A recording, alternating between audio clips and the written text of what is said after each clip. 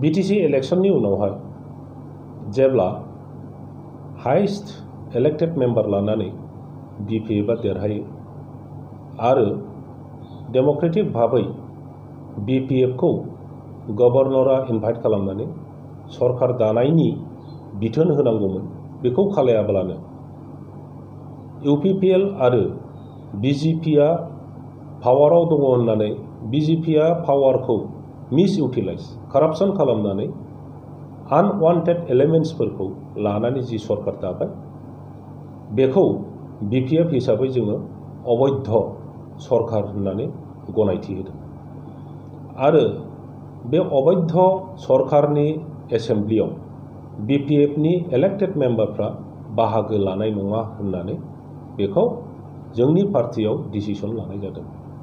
बेखायनो दासिमबो जोङो एसेम्ब्लियाव थांहोनाय जायाखै आरो बे इस्युआ दासिमबो अनारेबल हाइकर्टनि बिजिरनायाव दङ।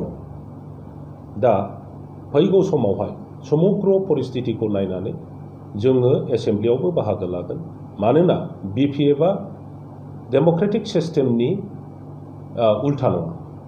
जोङो डेमोक्रेटिक सिस्टेमखौ मानियो आरो रायजो राजानि गांनाय उखैनाय रायजो राजानि खोथा बाथ्राखौ एसेम्ब्लियाव जोङो पजिटिभ कन्स्ट्राक्टिभ अपोजिशन हिसाबैनो बाहागो लागोन।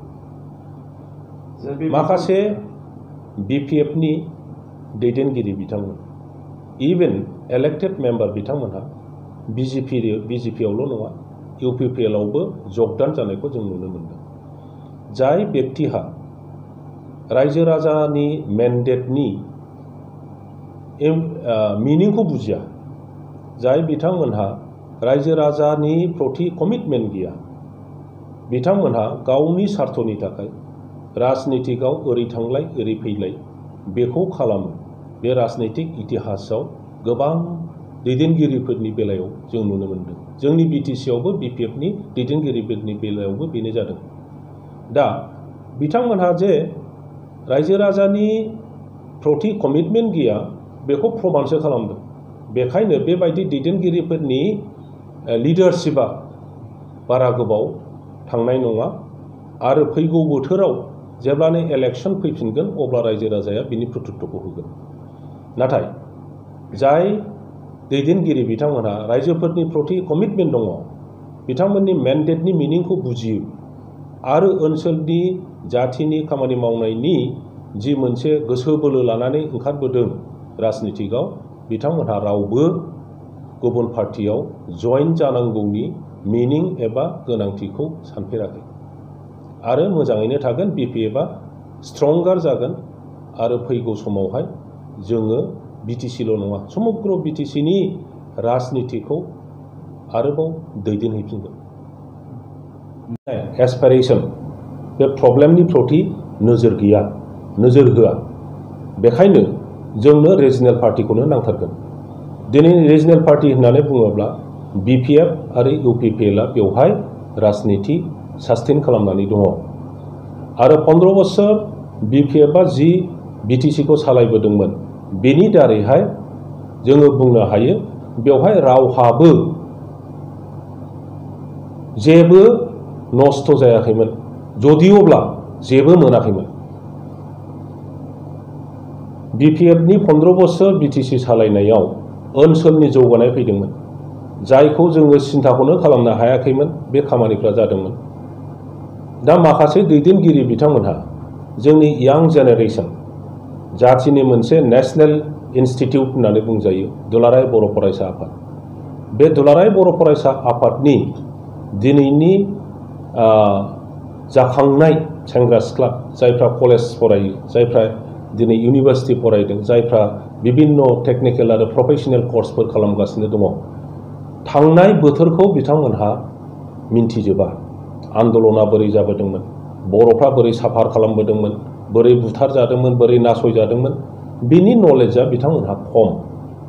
दा बिथांमोनखौ खालि बीपीएफनि एगेन्स्ट उसुथुनि होनानै आरो बीपीएफखौ रायजो राजानि सिगाङाव गाज्रि गाज्रि बुंनानै बीटीसीखौ धंस खालामबाय, बिटिसिनि थाखा फैसा जाख्ल'जोब्बाय होननानै दिनै पलिटिकेल पावार जि मोनबाय बिथांमोननि प्रति रायजो राजाफ्रा नेगासिनो दङ जे गावसोर बुंनाय बायदि खामानि बिटिसिआव जौगानाय जायोना जाया, बिटिसिनि बिभिन्न जाति गस्थिया खौसेयै गाव गावनि राव हारिमु जौगानायनि बेवहाय हाबाफारि जागोन ना जाया।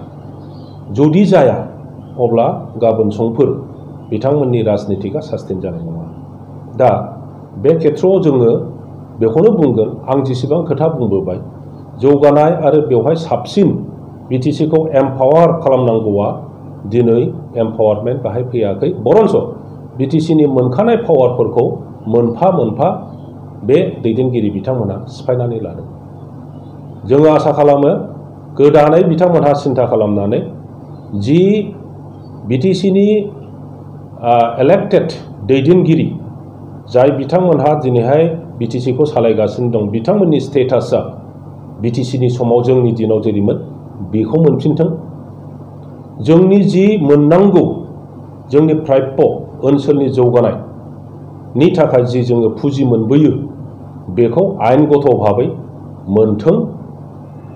602 कौटिल' मोननायखौ बिथांमोनहा दाबि खालामनानै 740 कौटि दा मोनबोनांगौ। बेनि थाखाय बिथांमोनहा सरकारजों नांज्लायनानैबाबो लाबोथों आरो ओनसोलनि रायजो राजाफोरनि खामानि मावफैथों।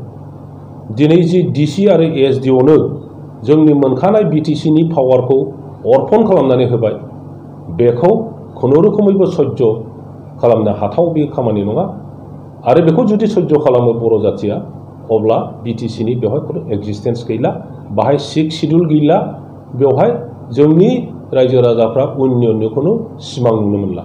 ओंखायनो बेखौ दिनैनो दानो उथायनानै लानांगौ आरो पावारखौ बिटिसिआव कनसेन्ट्रेट खालामनांगौ। जोंनि दैदेनगिरिफोरानो जोंनि भबिष्यतखौ निर्णय खालामनो मोननांगौ।